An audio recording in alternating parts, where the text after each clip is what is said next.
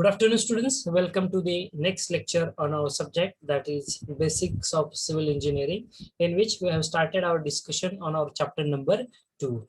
So in our chapter number 2, in our study session, we have studied the part of different modes of transportation. Okay. What are the different modes of transportation? Like your roadways, railways, airways, and the waterways. Okay. And also we have gone through the comparison between these modes of the transportation. Okay, so every mode of transportation, as I said earlier also, they are having some advantages and they are having some disadvantages on the other hand. Okay, so they are having some advantages and disadvantages, both they are having. So whatever these modes of transportation, after that we are going to learn about one of the important aspect that we called it as tunnels and the tunnel engineering. So now, every day you are going, I think everybody has seen any tunnel which has been constructed across your area or near to your area, or if you are traveling somewhere, then you have gone through that tunnels. So you have observed how it has been there. Okay, it may be a horseshoe shape, maybe of a tunnel, or it may be of any shape. Okay, basically inverted D हा shape सगळ्यात best असतो. ठीक आहे, ज्याला horseshoe type tunnel असं म्हटलं जातं. ठीक आहे. So these tunnels, how these are how these tunnels are being constructed, what methods that we need to follow, because we are going to construct the tunnel in the hilly areas, or where that area has been surrounded by the it may be your different, what can I say, different hills are there, or any other portion is there. It may be hilly area also. Okay, so if you want to shorten that route, and if you want to find out the best possible route, then at that time you can go for the tunnels. Okay, if you want to cut down the distance between the two different points, डोंगराला पूर्ण वळसा घालून जर तुम्हाला 10 kilometre travel करावं लागतंय, आणि त्याच ऐवजी जर तुम्ही तिथे एखादा टनल कन्स्ट्रक्ट केला आणि ते जर डिस्टन्स तुमचे डायरेक्टली 1 ते 2 किलोमीटरनी जरी रिड्यूस झालं, so that is very good for us. Okay, it is advantages for us. So where we will go for tunnels at this particular moment. Okay, so why these tunnels are constructed, how these are constructed, and what is actually tunnel engineering is all about. That part we are going to discuss in our today's session. Okay, so tunnels are the underground passages which are used for the transportation. They could be used for carrying out the freights, passengers, water, or the sewer line also. Now, the methods which are involved are underground operations that are known as tunnel driving operations, and the surface is not disturbed. Very important. Whatever the surface which is present above that particular hill, or above that particular tunnel, it should not get disturbed. It should not get disturbed. Okay, and that is why this tunnel construction activity, though it looks very simple, nice, but it is not that much simple. Okay, because you are not going to disturb the structure which is surrounded by the tunnel. Okay, at any cost, so that is very important. Some advantages: tunnels are more economical than open cuts beyond the certain depths. Tunnels avoid the disturbing and interfering with the surface life and traffic during the construction. Now, this is the biggest advantage that we are discussing. It is not going to disturb the traffic during the construction or the surface life also. Okay, nowadays also, whatever the mega project which has been which is going to be constructed in India, that in that particular mega project, mega project is nothing but bypass, some Pune Ring Road construction is also going on, and along with that there is one big project connecting Mumbai to Delhi, then Mumbai to Nagpur, all this Samruddhi Mahamarg Yojana, all these big projects. If you are going to see the number of tunnels that they are going to construct, they are not going to disturb the surface life at all. Okay, there is one project which is presently started, and in that project, that tunnel is passing above the wildlife sanctuary. Okay, you just imagine how technology has developed. ठीक आहे. आता एक project चालू आहे की ज्या अंतर्गत म्हणजे वरतून जर तुम्ही हेलिकॉप्टर मधून जर त्याचा टॉप व्ह्यू जर बघताल तर तुम्हाला वरती वाईल्ड लाईफ सँक्च्युअरी दिसेल, एक अभयारण्य आहे. ठीक आहे. परंतु त्या खालीच सरफेस खाली 9 मीटर 10 मीटर जी काही डेप्थ त्यांनी घेतलेली त्या खाली तो टनेल कन्स्ट्रक्ट करतात. इव्हन आपला खूप बेस्ट एक्झाम्पल तुम्हाला सांगतील, आता जे पुणे मेट्रोचं जे काम चालू असेल, जे कोणी पुण्याला व्हिजिट केले असतील तुम्ही बघितलं असेल, पुणे मेट्रोचं काम चालू आहे युद्ध पातळीवरती. ठीक आहे. मग हे पुणे मेट्रोचं जे काम चाललेलं आहे तिथे जी मुठा नदी आहे, ठीक आहे, मुळा नदी आहे, त्या मुळा नदीच्या जो काही वॉटरचा लेवल आहे ना, बॉटम लेवल वॉटरची, त्याच्या खाली 9 मीटर, किती, त्याच्या खाली 9 मीटर तो टनेल आहे. Now you just imagine how they are going to construct. वरती नदी आहे बघा, वरती नदी आहे आणि खाली बोगदा आहे. वरतून नदी वाहते आणि त्याच्या खाली बोगदा आहे. बघा किती टेक्नॉलॉजी डेव्हलप झालंय. सॉइलचा सरफेस कुठल्याही प्रकारे डिस्टर्ब न होता ते टनेल कन्स्ट्रक्ट करतात. ठीक आहे. 1 ते 2 त्याच्या जे काही फेजेस मध्ये सध्या जे काम चाललेलं आहे, आणि इतर वेळी सुद्धा त्यांनी ऍव्हरेज डेप्थ जी घेतलेली ती अराउंड 9 मीटर्स घेतलेली आहे. ठीक आहे. 9 मीटर खाली. Now you just imagine how they are going to construct such tunnels. It looks very simple, but the technology is not that much simple. It's a complex process that you have to follow. Okay, so tunnels proves to be cheaper than the bridges or the open cuts to carry the public utility services like your water, sewer, or the gas. Already we have discussed. In case of aerial warfare and bombing of the cities, the tunnels would be the grand better protection as compared to the bridges. Again, this is again very important. In case of the war condition, tunnels prove to be more beneficial than the bridges. Okay. Economics, we are not interested in to go with this. Yes, methods of the tunneling. Some introductory part I am just going to explain for you, because that part is not there again in detail for you. Just to need to have some introductory knowledge about the tunnels, how it has been there. Okay, so if you want to construct a tunnel through the rocks, you can go for the full face method, heading and bench method, or cantilever car dump method. Now, what is full face method? The full face method is adopted only for a small tunnels whose dimensions do not exceed 3 meters. Whose dimensions do not exceed 3 meters, about 3 meters. The vertical columns are fixed at a suitable height, and a series of drill holes about 10 to 40 mm diameter are drilled at about 1200 mm centers. Okay. Now, I think everybody has seen that tunnel boring machine, TBM ज्याला म्हटलं जातं, बघितलं का? जे tunnel boring मध्ये अशी छान मोठे इन्स्ट्रुमेंट असतं, जसं आपलं हे असतात, त्याला कटिंग एजेस असतात, आणि ज्यावेळेस ते एखाद्या हिल पोर्शनच्या एंट्री पॉइंटला येतं, त्यानंतर तिथे जी काही सॉइल आहे ते सॉइलला एक्सकॅव्हेट करायला चालू करतं, म्हणजे कट करायला चालू करतं, without disturbing the upper portion. बघा, without disturbing the upper portions, अशा ठिकाणी टीबीएम्स ते यूज केले जातात. टनेल बोरिंग मशीन ज्याला म्हटलं जातं, बोर घेण्यासाठी. ठीक आहे, टनेल डिग करण्यासाठी. Heading and bench method is also there. Cantilever dump method is also there. Drift method, pilot tunnel method. These methods, no one is going to ask you in detail. That is why I am not elaborating these things, because it will take so much time to discuss also. Just for your understanding, I am going to tell you. As far as soft ground is considered, where we are having very loose soil, we will go for fork pulling method. Then needle beam method is also there. Linear plates method is also there. Shield tunneling. Drainage of the tunnels, that is very important, because if you get the suffocation in the tunnel, it will be difficult for you to breathe. Correct. So again, as well as what if the water enters into that tunnel, you have to drain it out. You have to drain it out by any means.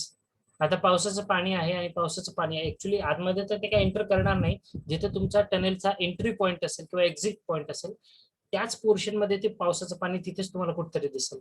ठीक आहे. नाही तर 100 मीटरचा tunnel आहे, 50 metre आतमध्ये पाणी जाणार नाही, कधीच जाणार नाही. ठीक आहे.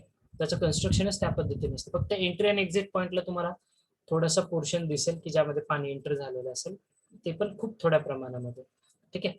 मग हे टनेल्स जे आहेत, या टनेल्स मध्ये जे काही वॉटर असणार आहे, ठीक आहे, सपोज वरती खूप म्हणजे खूप हेवी पाऊस झाला, ठीक आहे, हेवी रेनफॉल झालाय, आणि ज्या डोंगरातून तुम्ही टनेल कन्स्ट्रक्ट केलेला होता, कदाचित त्या सॉइल मधून ते वॉटर सिपेज होत होत टनेलच्या टॉप पोर्शन पर्यंत आलेले. ठीक आहे. मग अशा केसमध्ये त्या टनेलचा जो पोर्शन असतो, इनर पोर्शनचा असतो, टनेलचा इनर पोर्शन, ठीक आहे, हा अशा पद्धतीने कन्स्ट्रक्ट केलेला असतो की ज्याद्वारे किंवा कितीही वॉटर पर्क्युलेट जरी झालं वरती हिली पोर्शन मधून, त्या थ्रू दी सॉइल स्कोर जरी वॉटर एंटर झालं तरी ते टनेलला कुठल्याही प्रकारे डिस्ट्रॅक्ट करणार नाही किंवा डिस्टर्ब करणार नाही. या पद्धतीने त्याची टेक्नॉलॉजी किंवा त्याचं कन्स्ट्रक्शन ऍक्टिव्हिटी परफॉर्म केलेली असते. ठीक आहे. इव्हन लँडस्लायडिंग हा जो प्रकार असतो हा सुद्धा अवॉइड केलेला असतो. लँडस्लायडिंग म्हणजे जसं तुम्ही घाट सेक्शन मधून जात असताना अचानक डोंगर दगड कोसळतो, तसं टनेल मध्ये झालं तर चालेल का? नाही. त्यामुळे टनेलचा आतला जो इनर पोर्शन असतो तो अशा पद्धतीने डिझाईन केलेला असतो की वरचा जो काही लोड आहे त्या हिल पोर्शन मध्ये, जी काही सॉइल असेल, स्टोन असेल, it is going to withstand all the load which is coming on it. It is going to withstand all the load which is coming on that particular tunnel portion. Okay, next, just a minute. Lightning of the tunnels. Road साठी जसे tunnel असतात की road वे साठी, तसे waterway किंवा train साठी tunnels असतात का? हा, कितीतरी कितीतरी आहेत. Now if you have visited Bangalore or Hyderabad cities, like the cities like the Bangalore cities, metro, all the metros, they are means most of the part of that metros is under the ground. Okay, tunnels have been constructed over there. And the depth of the tunnel, you can't imagine, it is more than 10-20 meters also at some point. Okay, so everywhere you are going to see it. Not only for the तुम्ही काय फक्त we are going to see the tunnels on the ground surface. No, it is not like that. You can go for underground tunnel also. कितीतरी भारतामध्ये मी जसं तुम्हाला example सांगितलं बेंगलोर मेट्रोचं, ठीक आहे, ते खूप सारे स्टेशन जे आहेत ना अंडरग्राउंड टनेल मध्ये ते, ठीक आहे, अख्खा टनेल आहे त्याच्यामध्ये, तो पूर्ण स्टेशन त्यांनी कन्स्ट्रक्ट केलेला आहे. इतके मोठे टनेल सुद्धा आहेत. ठीक आहे, किंवा एक छोटा पोर्शन त्यातून तो म्हणजे ट्रेन पास होते. ठीक आहे, कारण आपल्याकडे एक प्रॉब्लेम काय, इलिव्हेशन जो आहे ना, ठीक आहे, इलिव्हेशन हे काय कॉन्स्टंट नाही, किंवा आपल्याकडे जो टोपोग्राफी आहे भारताची, जर टोपोग्राफी बघताल, ठीक आहे, इव्हन तुम्ही आपल्या इथे सुद्धा जरी आलात, ठीक आहे, एका काय होतं, तुम्ही एका बिल्डिंग मध्ये चढता, तुम्ही 3 फ्लोर वरती येता, किती 3 फ्लोर, आणि त्यानंतर जर तुम्ही सरळ शेजारी ऍडजस्टंट बिल्डिंग मध्ये गेला, तुम्हाला ऑब्झर्व होतं, अरे आपण त्या बिल्डिंगच्या सेकंड फ्लोअरलाच आहोत, इकडे फर्स्ट बिल्डिंगच्या थर्ड फ्लोअरला येतं. लेवल सेम आहे, लेवल बदलत नाही, पण काय तर जमीन जे कन्स्ट्रक्शन ऍक्टिव्हिटी जी परफॉर्म झालेली असते ही खाली आहे खड्ड्यामध्ये, कदाचित ही वरती उंच भागावरती झालेली, त्यामुळे याचा थर्ड फ्लोअर आणि याचा सेकंड फ्लोअर हे एकाच लेवलला येतात. ठीक आहे, सो अशा आपल्याकडे टोपोग्राफीज खूप आहेत. ठीक आहे, की ज्या ठिकाणी अनइवन हाईट्स आहेत, सेम नाहीये. ठीक आहे, even in my college also we are facing that very interesting fact. One of our department, if I'm traveling from civil department to electrical department, I'm telling about my college in 2008-10. Okay, not here in this.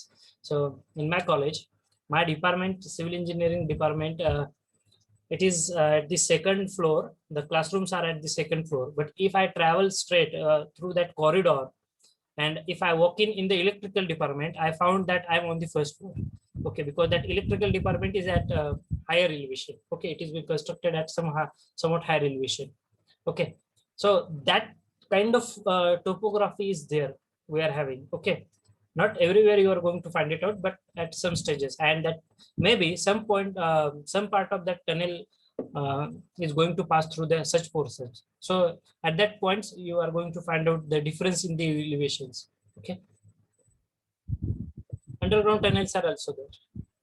Any doubt apart from this? Lightning खूप महत्वाचं आहे tunnels मध्ये, कशा पद्धतीने lightning असलं पाहिजे. ठीक आहे, the situations which demands the adequate light can be obstruction in the tunnel, drilling and mucking zones, bottoms of the shaft, storage points, underground repair shops. The spacing of the lights will depend on the various factors such as tunnel dimensions, size of the light source, nature of the rock surface. See, just you need to remember such things. Lightning of tunnels, advantages, disadvantages, the technology, some types. Okay, uses of electric lightning, as you can see in this tunnel. I think if you travel in Pune, I think there are so many small tunnels which are been there. So many walkway सुद्धा आहेत. Tunnels काय फक्त जसं 2 wheeler किंवा 4 wheeler एका point पासून दुसऱ्या point पर्यंत जाण्यासाठी फक्त 2 व्हीलर किंवा 4 व्हीलरच ते युटिलाइज करू शकत नाही. वॉकवे सुद्धा आहेत कितीतरी अंडरग्राऊंड. पुण्यामध्ये बघा तुम्ही कितीतरी अंडरग्राऊंड वॉकवेज आहेत. ठीक आहे. शाफ्ट्स अँड मकिंग म्हणजेच काय, मटेरियल जे काय ब्लास्ट झालेलं असतं ते एका पोझिशन पासून दुसऱ्या पोझिशन मध्ये लिफ्ट करणं. ठीक आहे. रिमूव्ह करणं ऍक्च्युली वन पोझिशन पासून आणि त्यानंतर ते दुसऱ्या ठिकाणी पाठवणे. ठीक आहे. त्याला मकिंग ऑपरेशन असं म्हटलं जातं. ठीक आहे. Then ventilation, again very important thing, ventilation in the tunnel. Okay, so by using the blow in and blow out, there are two methods which are renowned one, blow in and blow out method. In this method, the fresh air is forced by a fan through a pipe and is supplied near the face. Is supplied near the fresh. So you can follow any method, blow in or blow out method, for the ventilation purpose. That has been there. It is, as you can see. I think this is the railway tunnel. Yes. Okay. If the railway is passing through the tunnel, this is the diagram that you can have. Lining of the tunnels. It is again very important. If there is no lining, it may happen that the soil will starting eroding and then maybe there is percolation of the water. So mandatory we have to line out the tunnel. Lining means kai? So we are protecting the top whole tunnel area with some materials. We are protecting, we are covering, okay, the whole area with some materials. This lining will be required in practically all the tunnels to give the finishing touch to the tunnel cross section. As I told you earlier, most common materials of the linings are your stone lining. तुम्ही पाहिले असेल छानपैकी असे stones असतात mount केलेले inner portion मध्ये. ठीक आहे. टनलच्या आतमध्ये ब्रिक लाइनिंग किंवा सिमेंट कॉन्क्रीट लाइनिंग असेल, रबर किंवा प्रिकास्ट पाइप्स द्वारे लाइनिंग केलेलं असेल. ठीक आहे. Types of lining materials, as you can see, pipes and all that. Size and shape of the tunnels. The size and shape of the tunnel is determined by its utility. For what purpose you are utilizing it.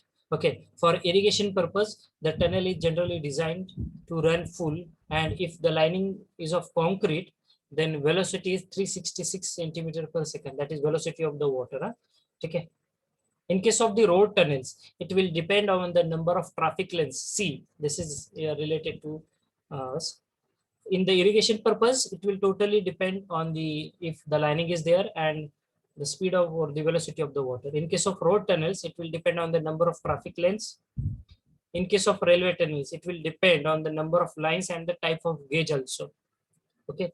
Then shape of the tunnel is determined by the material of which the cross section is built and the material through which the tunnel is bored.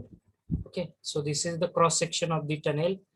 Maintenance, as you can see, now this is all about the tunnels. Okay, tunnels maintenance मध्ये महत्त्वाचा point काय, it should be seen whether the masonry has crushed, cracked or deteriorated. जे काय तुम्ही inner portion मध्ये lining केलेले असेल. ठीक आहे. The track through which the tunnel should be in line and in level. टनेलची अलाइनमेंट तुम्हाला चेक करावी लागते. ठीक आहे. Then dimensions of the tunnel is should be conformed to the original dimensions. The lining of the tunnel is shall be examined and checked if it is in satisfactory condition or not. Okay, so that is all about the some information about the tunnels. I have taken so much time on the tunnel. Okay, actually you are having very short part, but I want to give some exposure to you. Okay, so additional information in this regard. That is why we discussed a lot. So still, if you have any doubt, any interesting fact that you want to know, you can unmute yourself and you can discuss with me. We are having much time. Anything about tunnel engineering? Any doubts? Any clarification? Any interesting fact that you are interested to hear from me? Sir तुम्ही video दाखवणार होतात Koyna डॅमचा. Yes, I have downloaded that video, but unfortunately there is one big problem I'm facing, that it is of that audio. If I play that video now, you are not going to listen the sound of that video. Okay, and for listening that sound I require some special arrangement like that PA system, proper PA system I need to have. Okay, today it is not with me. I haven't arranged it, so maybe in next lecture I will try it. Okay, that video is also there. I can share at this moment also, but you are not going to listen anything. तुम्हाला ऐकू येणार नाही, तुम्हाला फक्त बघावं लागेल ते काय चालू आहे ते. आणि जर तुम्ही ऐकलं नाही तर ते जे काय तुम्ही गोष्टी बघणार आहात त्या व्हिडिओ मध्ये ते तुम्हाला अंडरस्टँड होणार नाही. ठीक है. If you want, I can start that video also right now, but let us try. चलो चेक करेंगे तुम्हाला मे बी ऐकू येईल का नाही, पण माझ्या मते तरी नाहीच येणार ऐकू. ठीक आहे, because it requires that proper PS system connection. तुम्हाला ऐकू येईल फक्त, तुम्हाला येणार नाही. ठीक आहे, तरी पण तुमच्यासाठी बघूया आपण. एक वेगळी स्क्रीन मी शेअर केलेली आहे सध्या.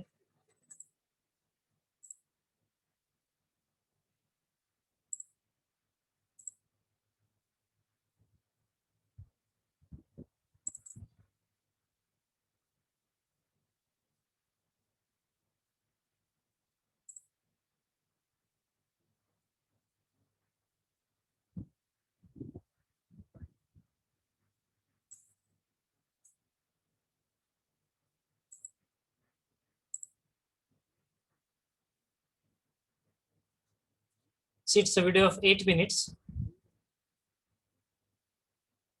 Okay, what they are trying to say, ही जी काही कोयना डॅमचा हा जो काही पोर्शन आहे, कृष्णा नदी हा जो पोर्शन आहे ना, इथून त्यांनी वॉटर लिफ्ट केलं. ठीक आहे, ही आहे तुमची सर्ज टँक. ठीक आहे, सर्ज टँक म्हणजे काय पोर्शन असतो एखाद्या डॅमचा, की ज्यामध्ये एक्सेस फ्लड वगैरे जर आला, ठीक आहे, तर अशा ठिकाणी अशा वेळेस ते पाणी त्या सर्ज टँक मध्ये साठवण्यात येतं. ठीक आहे, आणि वॉटरचा प्रेशर एक्झॅक्टली एका लेवलला युनिफॉर्म प्रेशर मेंटेन करण्यासाठी हे सर्ज टँक उपयोगात येतात. Surge tank SURGE. ठीक आहे, सर्ज टँक ज्याला म्हटलं जातं. ठीक आहे, तुम्हाला आवाज येतोय त्याचा? हॅलो. No sir. हा, येस. हे बघा, इतक्या उंचावरनं हा कृष्णा नदीचा फ्लो होता. त्यानंतर हे जे काही नदीतलं जे पाणी आहे या पाईप्सद्वारे इथे सर्ज टँक मध्ये आणण्यात आलं. त्यानंतर हे खाली हा आहे तुमचा कोयना डॅम प्रोजेक्ट. ठीक आहे, हायड्रोपॉवर प्रोजेक्ट, ज्यामध्ये वीज निर्मिती करण्यात येते. ठीक आहे, वीज निर्मिती करण्यात येते. हे अशा पद्धतीने झालेलं आहे. ते इतक्या उंचावरनं पाणी पडतं इथं त्या टर्बाईन्स मध्ये. This is the turbine as you can see. ठीक आहे,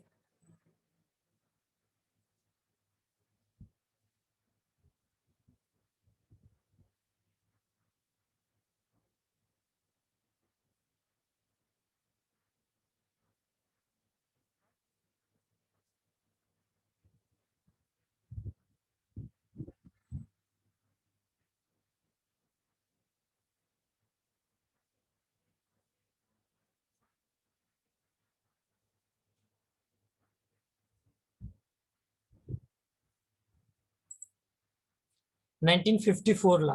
ठीक आहे, ह्याचं ऍक्च्युली कन्स्ट्रक्शन चालू केलेलं होतं. कन्स्ट्रक्शन चालू करताना जे काही त्यातला पोर्शन होता तो ब्लास्ट केलेला आहे. ठीक आहे, खडी. ठीक आहे, कन्स्ट्रक्शन करण्यासाठी. त्यानंतर ही सगळी कोर्स ऍग्रीगेट जी आहे किंवा ती जी खडी आहे, ती खडी एकाच ठिकाणी गोळा करून त्यानंतर ही कन्स्ट्रक्शन पर्पज साठी त्यांनी वापरलेली आहे. ठीक आहे,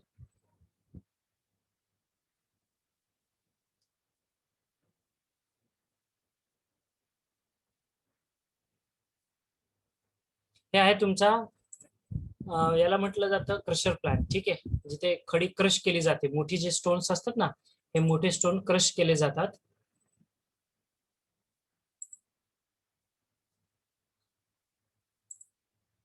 आणि क्रश करून त्यानंतर ते वेगवेगळ्या साईज मध्ये 10 म्हणजे सपोज 10 mm ची खडी असेल, अर्धा इंची खडी असेल, 1 इंच असेल, 20 पाऊण इंची खडी असेल. ठीक आहे, वेगवेगळ्या साईज मध्ये ती परत ज्या ज्या ठिकाणी तुम्हाला कन्स्ट्रक्शन करायचं आहे, जिथे तुम्हाला त्या त्या साईजची खडी लागते, हे झालं बेल्ट कन्व्हेअर. ठीक आहे, त्याद्वारे ती रन केली जाते, तिथे पोहोचवण्यात येते. बघा, 1963 म्हणजे 60 ते 70च्या दशकातलं हे कन्स्ट्रक्शन आहे. त्यावेळेस बघा किती टेक्नॉलॉजी डेव्हलप होते. ठीक आहे, थ्रू दी रोपवेज इतकं हेवी मटेरियल, ठीक आहे, खडीने भरलेलं, त्यांनी त्यावेळेस ते लिफ्ट केलेलं आहे. ठीक आहे, हे सगळं कॉन्क्रीट आहे. हे जे कॉन्क्रीट आहे, हे जे कॉन्क्रीट आहे ऍक्च्युली लीन कॉन्क्रीट त्यांनी युज केलेलं, म्हणजे मोठे बोल्डर्स आणि डायरेक्टली सिमेंट. छोटी खडी फार थोड्या प्रमाणामध्ये आहे. ठीक आहे, स्टोन मॅशनरी ज्याला म्हटलं जातं, त्यातला तो प्रकार होता, त्यावेळेस फेमस होता. रबल कॉन्क्रीट म्हणजे काय हो? ठीक आहे, सर, रबल कॉन्क्रीट म्हणजे काय हो? रबल कॉन्क्रीट म्हणजे मोठे जे बोल्डर्स, तुम्ही गावाकडची घरं बघितल्यात का, दगडी घरं? Yes sir. हा, मग गावाकडे जी दगडी घरं असतात ते बघा, जी घरं जे स्टोन्स असतात ते अनइवन शेप असतात.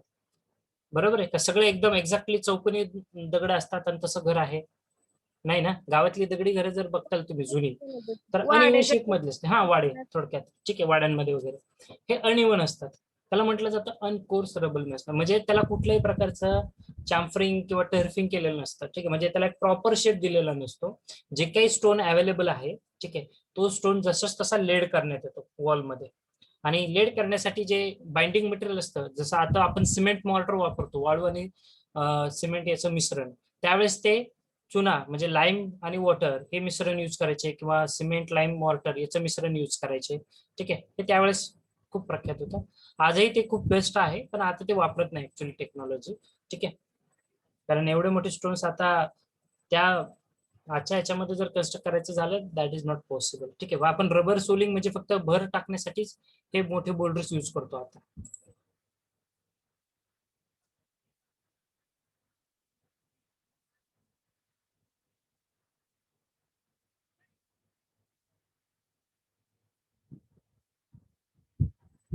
हे त्यावेळेस कन्स्ट्रक्ट केलेले बघा, इतका हेवी मास स्ट्रक्चर आहे हा.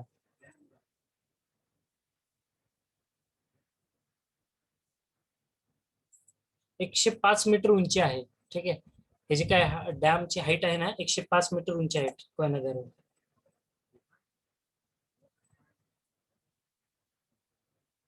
बघा, हा डॅम कन्स्ट्रक्ट केल्यानंतर म्हणजे जे काही पाणी साचून राहिलं त्या डॅममुळं, तर आसपासची जी काही 80 गावं होती, ही त्यावेळेसची घटना आहे. 80 गावं, ह्या सगळ्या गावांना पाण्याचा प्रश्न हा सुटला होता शेतीसाठी. आणि आज जर तुम्ही बघताल कोयना डॅम मध्ये म्हणजे जी काही इलेक्ट्रिसिटी सुद्धा जनरेट होती ना, ही मुंबईपर्यंत पोहोचते, ठीक आहे. दोन भाग मध्ये आहे, एक आहे मुंबईला आणि दुसरा आहे कोयनेच्या आसपासचा संपूर्ण परिसर. Hello, somebody wants to say something? Sir Koyna dam मध्ये रब्बल कॉन्क्रीट वापरले काय? हा, हे त्यावेळेस, ठीक आहे. म्हणजेच काय, स्टोन्स आणि कॉन्क्रीट, ठीक आहे. मोठे स्टोन्स मोठ्या प्रमाणात, जास्त प्रमाणामध्ये वापरले, ते मोठ्या साईजचे स्टोन्स आहेत. त्यामध्ये सिमेंट नाही असं नाही काही, cement sand is there, but ती जी मॅशनरी आहे ही रबल मॅशनरी आहे, ठीक आहे. म्हणजे जुन्या काळी असं कसं बांधकाम केलं जायचं, तर स्टोन्स आणि त्यानंतर त्याचं एक बाइंडिंग मटेरियल, ठीक आहे. मग ते स्टोन्स लेड केले जायचे आणि ते आजही विथस्टँड करतात, ठीक आहे. Though they have crossed more than 50, 70 or 100 years life, still they are withstanding all the load, there are no cracks. आणि आता जर तुम्ही आपल्या बघतात विटा, ठीक आहे, 6 महिन्यात तुमच्या घराला तडे दिसतात. So that is the technique and the techno that they are using. Stone masonry, आता स्टोन मेसनरी यूज करत नाही असं म्हणणार नाही मी, पण कमी प्रमाणामध्ये यूज करतात, ठीक आहे.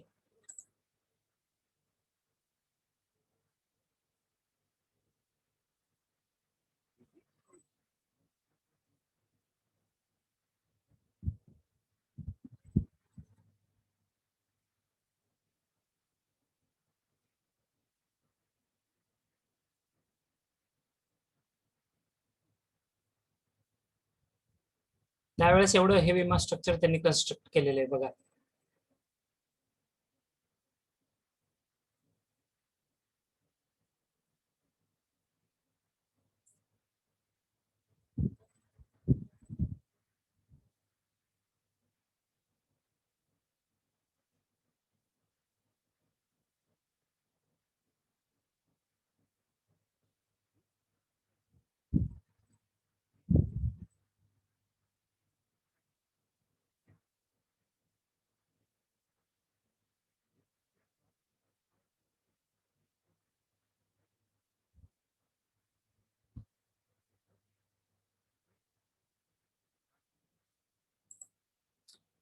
या डॅम मध्ये जे काही पाणी येते ना कृष्णा डॅम पासून, ते almost not exactly, it is around 500 meters from above, ठीक आहे. इतक्या उंचावरनं पाणी येतं इथे.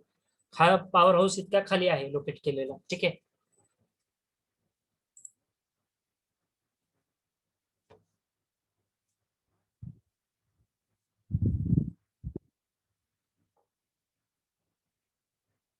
आणि हा सगळा अंडरग्राऊंड प्रोजेक्ट आहे हा कोयनेचा, ठीक आहे. तुम्हाला वरती असं दिसणार नाही, वरती तुम्हाला झाडं झुडपं निसर्ग असं छान दिसेल. अंडरग्राऊंड प्रोजेक्ट आहे हा. अंडरग्राऊंड कशासाठी केलेला आहे तर, yes, to avoid the danger. ठीक आहे, एकतर सरफेस लाईफ तुमची डिस्टर्ब होणार नाहीये वरची यासाठी, आणि अदर जे रिझन्स आपण डिस्कस केले टनेलसाठी.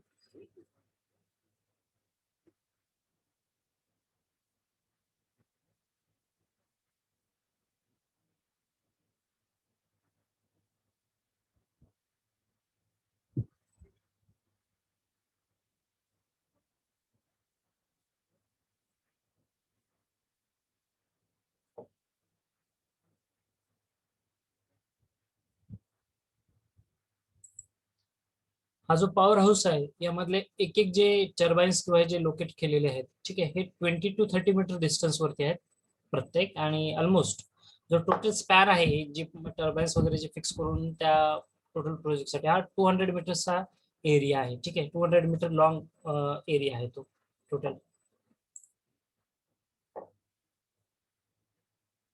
हे टर्बाईन्स तुम्ही बघू शकता. ठीक आहे, कशा पद्धतीने माउंट करतायत ते.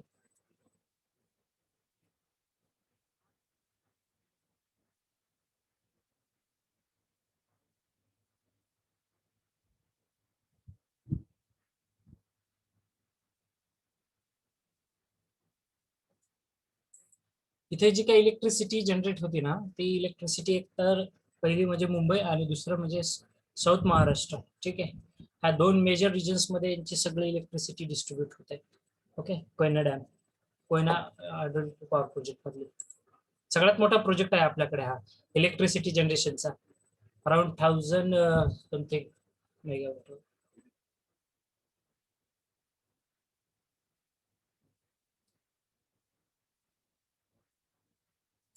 I think around 100 megawatt project आहे. ठीक आहे, just forget exactly how much the intensity of the electricity which was produced. You can search it on the internet, you will come to know. त्या Koyna डॅमची actually जो hydraulic power station आहे त्याची capacity किती आहे electricity जनरेशनची.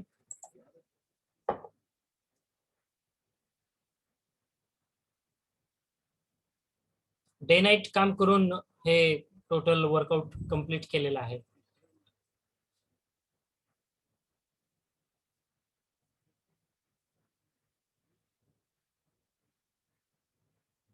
8 वर्ष लागले total. I think from 54 to 63 और 63 to something. Okay, जवळपास 8 वर्ष लागलेत हे डॅम कन्स्ट्रक्ट करण्यासाठी.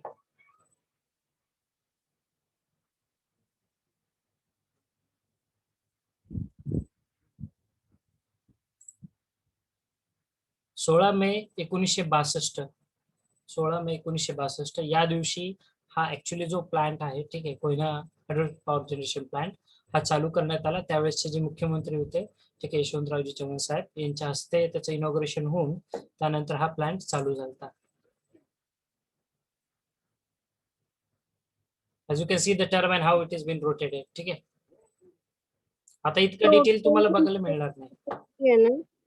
कोयना डॅमची टोटल इन्स्टॉल्ड कॅपॅसिटी 1920 मेगावॅट आहे. येस येस, मी जसं तुम्हाला सुरुवातीला म्हटलं की around 1000 megawatt, but I confused. Okay, 1000 मेगावॅटच्या आसपास काहीतरी कॅपॅसिटी आहे. मुंबई आणि सदर्न महाराष्ट्र दोन ठिकाणी त्याची इलेक्ट्रिसिटी डिस्ट्रीब्यूट होते.